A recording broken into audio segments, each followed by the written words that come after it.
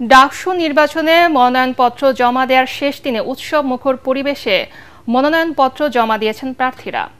ছাত্রদল, শিবির, গণতান্ত্রিক ছাত্র সংসদের পাশাপাশি স্বতন্ত্র প্রার্থীদের সরব উপস্থিতি দেখা যাচ্ছে এবারের ডাকসু নির্বাচনে। ভোটাররা বলছেন ৬ বছর পর হতে যাওয়া নির্বাচনে হাড্ডাহাড্ডি লড়াই হবে। কেন্দ্রীয় সংসদ ও হল সংসদে ৬৫৮ প্রার্থী মনোনয়নপত্র তুললেও জমা দিয়েছেন ৫০৯ জন। মিজান শাহজাহানের রিপোর্ট। সংসদের বিপ্লবী সভাপতি দুপুরে ঢাকা বিশ্ববিদ্যালয়ের অপরাজ্য বাংলার পাদদেশে প্যানেল ঘোষণা করে জাতীয়তাবাদী ছাত্রদল। পরিচিত মুখ এবং জনপ্রিয় নেতৃত্বকে বাছাই করেছি। ঢাকা বিশ্ববিদ্যালয় শাখা ছাত্রদলের যুগ্ম সাধারণ সম্পাদক আবিদুল ইসলাম খানকে বিপি ও কবি জসিমউদ্দিন হল শাখার আহ্বায়ক শেখ তানবীর বাড়ি হামিমকে জিএস পদে মনোনয়ন দিয়েছে দেশের সর্ববৃহৎ ছাত্র সংগঠনটি। ছাত্রদল কেন্দ্রীয় সংসদ এবং ঢাকা বিশ্ববিদ্যালয়ের ছাত্রদল গণতান্ত্রিক প্রক্রিয়ায় আমরা এই প্যানেল নির্বাচিত করেছি। সামাজিক, রাজনৈতিক, অর্থনৈতিক, সাংস্কৃতিক, পারিবারিক সকল জীবনকে আমাদের থেকে কেড়ে নেওয়া হয়েছিল, কিন্তু আপোষ করিনি। একটাই মনোবল ছিল, একদিন আমরা জিতব। ৫ আগস্ট দাঁড়িয়ে চাংখার বলে যখন বলেছিলাম প্লিজ কেউ কাউকে ছেড়ে যায় না, সেদিন উপস্থিত ছাত্র জনতা কেউ ছেড়ে যায় নাই। সব মশার বিরুদ্ধে সুরক্ষা দিতে এলো বসুন্ধরা এক্সট্রিম অ্যারোসল, মশার বিরুদ্ধে এক্সট্রিম সুরক্ষা। এদিকে বিকেলে বিশ্ববিদ্যালয়ের কেন্দ্রীয় লাইব্রেরির সামনে প্যানেল ঘোষণা করে গণতান্ত্রিক ছাত্র সংসদ। আব্দুল কাদের বিপি ও আবু বাকের মজুমদার লড়ছেন জিএস পদে।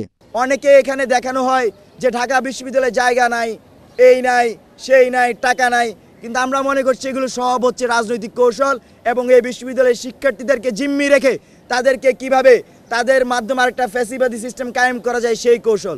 কে ফিল্টারে পানি খাওয়ালো, কে বর্তমানে ফল খাওয়ালো সেটা দেখবে না। শিক্ষার্থীরা একটা জায়গায় দেখবে, তারা একটা অভয়ের জায়গা চায়। এর আগে মধুর ক্যান্টিনে বিপি পদে নাইম হাসান হৃদয় ও জিএস পদে এনামুল হাসান অনয়ের নাম ঘোষণা করে ছাত্র ইউনিয়ন, ছাত্র ফ্রন্ট ও জাসদ ছাত্রলীগের সমন্বিত প্যানেল। সেই প্যানেলটি কাজ করবে।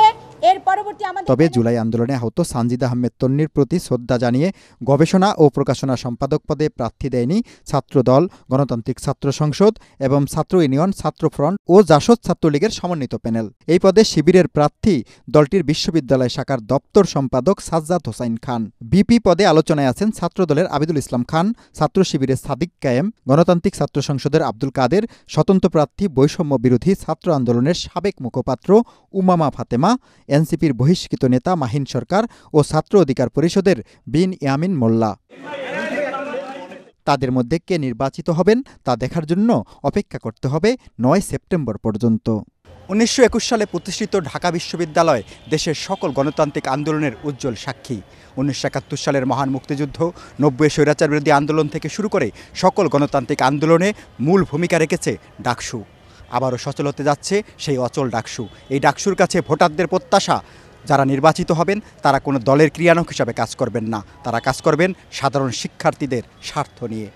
মিজান শাহজাহান, এটিএন বাংলা, ঢাকা বিশ্ববিদ্যালয়।